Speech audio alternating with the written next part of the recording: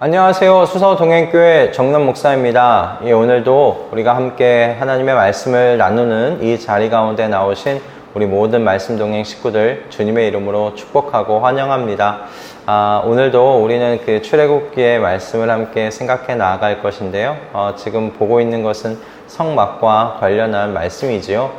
이 성막과 관련하여서 하나님께서 이미 그 구약 시대에 어떻게 이 신약의 하나님 나라의 백성들의 그 관계를 그 성막 안에 이렇게 만들어 놓으셨는지 우리가 그 의미를 하나하나 생각해 보면서 하나님의 마음을 더 깊이 헤아려 드리고 하나님께서 하나님의 백성과 어떤 관계를 맺기를 소원하고 계시는지 그리고 그 성막에 있는 기구 하나하나가 어떻게 우리의 구원과 관련되어 있는지를 우리가 함께 생각하면서 하나님께서 주시는 은혜의 자리 가운데 더 깊이 나아가기를 소원합니다. 오늘 이 시간 우리 함께 기도하면서요, 하나님께서 우리에게 오늘 또 주시는 말씀을 우리 마음 가운데 새겨넣는 귀하고 복된 시간 되기를 바랍니다. 함께 기도하겠습니다. 하나님, 오늘도 주님께서 우리에게 말씀을 허락하십니다. 우리의 길의 등불이요 우리의 발에 빛 되시는 주님의 이 말씀이 우리의 마음 가운데 깊이 새겨질 수 있도록 인도하여 주시옵소서.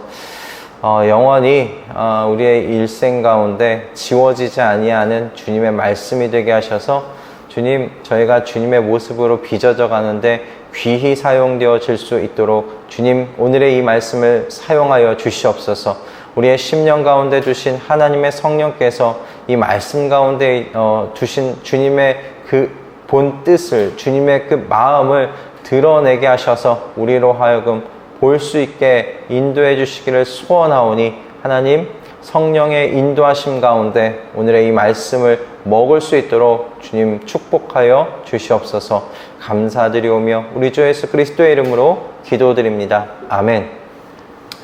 오늘 우리가 그래서 함께 볼 말씀은 출애굽기 25장의 23절부터 30절까지의 말씀입니다. 출애굽기 25장 23절에서 30절까지 진설병 상에 관련한 내용인데요. 우리 함께 읽고 오늘 주신 말씀 함께 나누도록 하겠습니다. 아카시아 나무로 길이가 2자, 너비가 1자, 높이가 1자 반인 상을 만들어서 순금으로 입히고 둘레에는 금테를 둘러라. 그리고 손바닥 너비만한 턱을 만들어 상 둘레에 붙이고 그 턱의 둘레에도 금테를 둘러라. 금고리 넷을 만들어서 이 고리를 상 다리가 붙어있는 네 모퉁이에 각각 하나씩 붙여라. 그 고리들을 턱 곁에 달아서 상을 운반하는 데 쓰는 채를 끼워 넣을 수 있게 하여라. 그 채는 아카시아 나무로 만들고 거기에 금을 입혀서 그것으로 상을 운반하게 하여라. 상에 올려놓을 대접과 종지와 부어드리는 제물을 담을 병과 잔을 만들어라. 이것들은 순금으로 만들어야 한다. 그 상은 언약궤 앞에 놓고 상 위에는 나에게 바치는 거룩한 빵을 항상 놓아두도록 하여라. 아멘.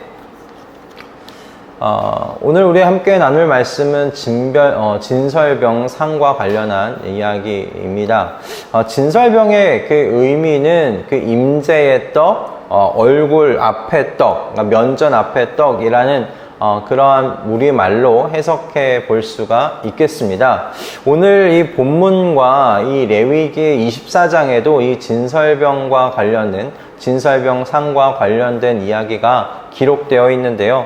그 말씀을 보면 진설병은 매 안식일마다 하나님 앞에 놓아야 하는 떡이었습니다.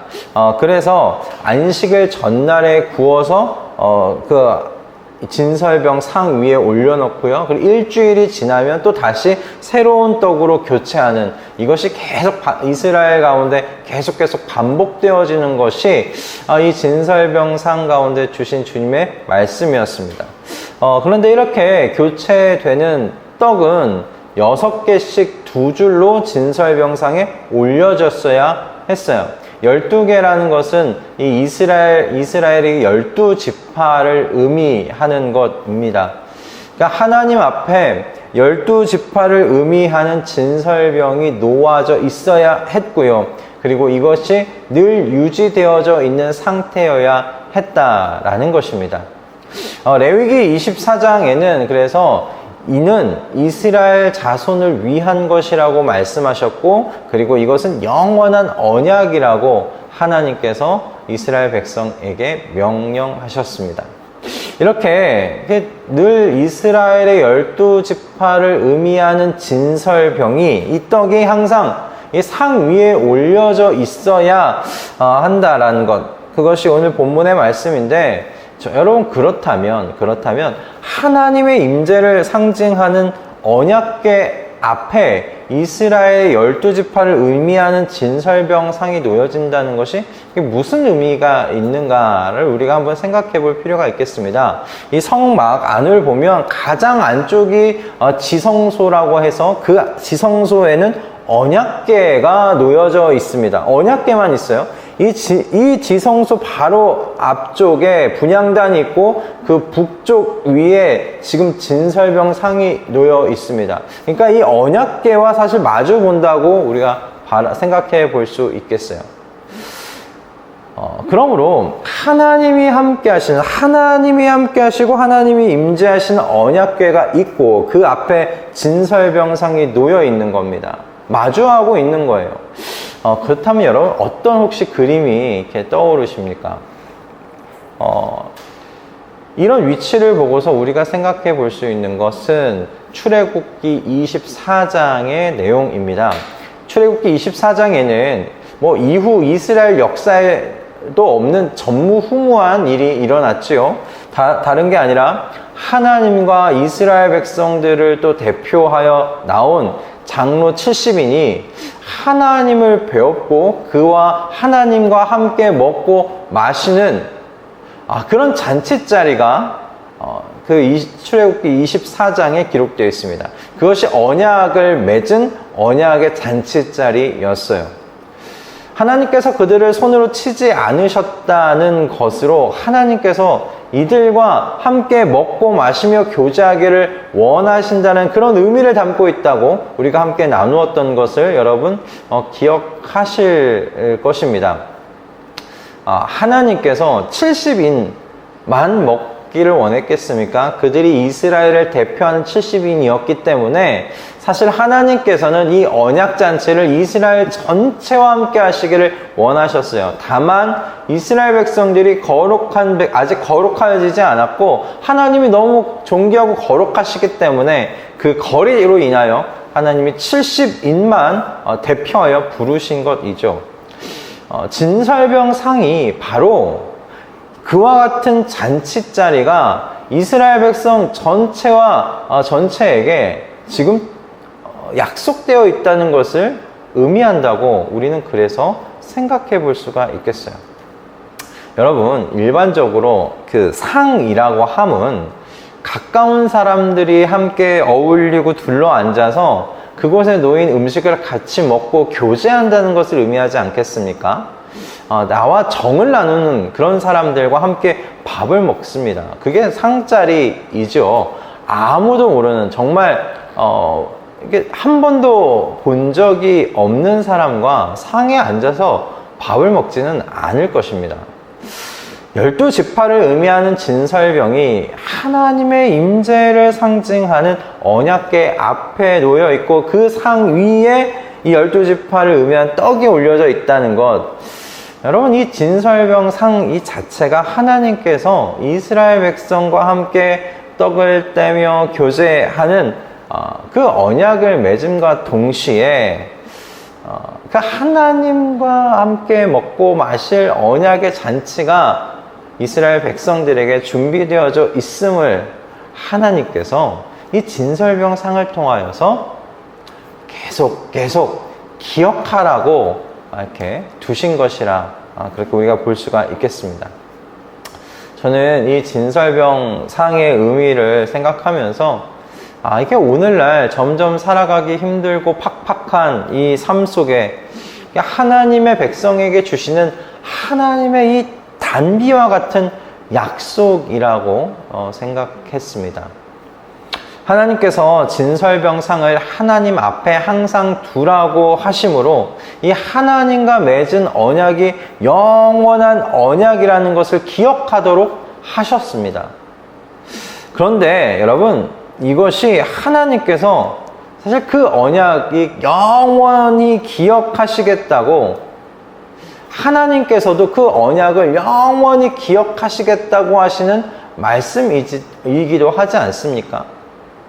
진설병상을 일주일마다 계속 교체하면서 하나님 앞에 두는 것, 그것이 영원토록 지속되어져야 한다고, 늘 그것이 되어져야 한다고 말씀하시는 것은 반대로 하나님께서도 영원토록 이스라엘 백성과 하나님의 백성과 함께 맺은 언약을 기억하시겠다고 하신 하나님의 말씀이시죠.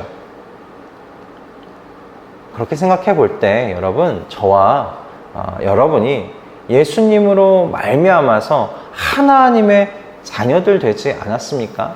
예수님을 맞아들인 사람들, 그를 영접한 자는 그 영접한 자, 곧 그의 이름을 믿는 자에게는 하나님의 자녀가 되는 특권을 주시겠다. 하나님께서 그렇게 언약하셨어요. 우리는 그래서 예수 그리스도의 보혈로 말미암아, 그 예수 그리스도의 십자가에서의 피 뿌리심으로 말미암아 하나님과 언약을 맺은 언약 백성이 되었어요. 약속의 백성이 되었다는 말씀입니다. 하나님께서요, 우리와 함께 맺으신 그 언약을 잊지 않으시겠다는 거예요. 영원히 잊지 아니하시겠다고 이 진설병상의 의미를 가지고 우리에게 말씀하고 계시는 것입니다. 여러분, 하나님께서는 그 언약 관계를 잊지 아니하십니다. 하나님은 이스라엘의 백성이 되고, 하나님은 우리의 백성이 되고, 예수 그리스도 안에 있는 사람들의 하나님이 되고, 하나님이 되시고, 이스라엘 백성, 예수 그리스도 안에 있는 모든 백성은 하나님의 백성이 된다는, 여러분, 이 언약을 하나님께서 영원토록 기억하신다라는 말씀입니다. 이것을 잊는 건 사람들이나 잊지요. 이스라엘 백성들이 그 언약을 먼저 잊지 않았습니까? 우리도 마찬가지이지 않습니까? 우리도 세상 속에서 우리가 먼저 하나님의 그 약속을 잊고서 우리의 본성대로 죄된 모습으로 살아가지 않습니까? 내가 원하는 것을 선택하면서 내 배를 먼저 생각하고 그렇게 살아가는 것이 우리들의 모습 아닙니까? 그런 우리들의 모습을 하나님께서 하나님의 법대로 심판하지 아니하시고 어제 말씀대로 속죄판 위에서 우리를 만나 주신다는 것, 이것이 얼마나 큰 은혜인지 모르겠습니다. 그 하나님께서, 그 자비의 하나님, 은혜의 하나님께서 우리와 맺으신 언약을 절대로 잊지 아니하시겠다 하시고 우리에게 이 진설병상을 두신 두 번째 의미를 생각하게 하시는 거예요. 29절의 말씀을 보면 여러분, 상 위에는 그 진설병만 놓여 있지 않았어요. 대접과 숟가락과 병과 이 붓는 잔이 정금으로 만들어졌는데 이 성구들을 지정한 단어들이요, 여러분, 단수로 되어 있지 않아요. 복수로 되어 있습니다. 그렇다는 것은 무엇이에요? 하나님께서 지금 이 상에서 하나님의 백성들과 함께 먹고 마시는 잔치를 지금 마음에 두고 계시다는 것을 그럼 나타내고 있는 말씀이지요. 여러분, 하나님의 백성들에게는요, 하나님과 함께 먹고 마시는 잔치의 자리가 준비되어 있습니다. 그게 약속되어 있습니다. 그것이 약속의 백성, 하나님과 그 약속의 백성이 된 저와 여러분의 특권입니다. 여러분, 그러니까 오늘 우리의 삶이 힘드시더라도, 여러분, 팍팍한 삶이 실지라도 우리 하나님의 백성으로서, 그 약속을 받은 백성으로서 여러분 살아내십시다. 힘들 때마다 여러분 믿음의 창시자요 완성자이신 여러분 예수님을 여러분 바라보십시오. 그분은 어떠하셨습니까? 자기 앞에 놓여 있는 그 기쁨을 아시고 그것을 바라보시며 십자가의 부끄러움을 인내하셨습니다. 십자가의 고통과 아픔을 인내하셨습니다. 여러분, 그 결과가 무엇입니까? 예수님께서는 현재 하나님의 하늘과 땅의 권세를 다 가지시고 성부 하나님의 오른편에 앉아 계시죠.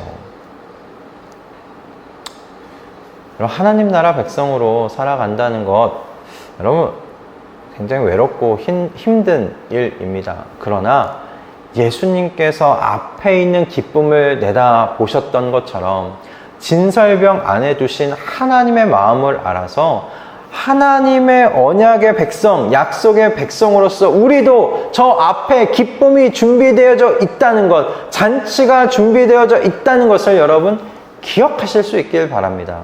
그래서 오늘 현재 우리에게 주어져 있는 이 십자가의 자리, 고통의 자리, 아픔의 자리, 답답함의 자리, 여러분 그 자리를 인내하시며 그 자리를 이겨내시는 저와 여러분 되었으면 합니다. 여러분, 악을 악으로 갚지 마시고 저 앞에 우리는 잔치자리가 준비되어져 있는 사람들처럼 악을 선으로 대하시며 살아가시는 우리 모든 말씀 동행 식구들 다 되실 수 있기를 주님의 이름으로 축복합니다. 우리에게 남아있는 이 잔치자리가 저와 여러분의 오늘을 또 살게 하는 동력이 될 줄로 믿습니다. 여러분, 우리에게는 너무나 확실한 기쁨이 준비되어 있습니다. 우리 주님께서도 기쁨을 내다보시며 바로 여기에서 있는 당신의 십자가의 자리를, 고통의 자리를, 아픔의 자리를, 외로움의 자리를 지키셨던 것과 같이 우리도 그렇게 우리 주님의 뒤를 따라 나아가는, 그렇게 하나님 앞에 순전하게 놓여져 있는 진설병들이 되실 수 있기를 주님의 이름으로 축원드립니다. 기도하겠습니다. 하나님, 오늘도 우리에게 귀한 말씀을 허락하여 주셔서 감사합니다. 진설병 상에 올려져 있는 떡들과 같이 그렇게 주님 앞에 나아가 있기를 소원합니다. 주님과 맺은 언약, 주님의 약속의 백성이 되었다는 것, 그 어떤 것도 주님 저희들의 마음에서 지워지지 아니하도록 저희를 지켜 주시옵소서.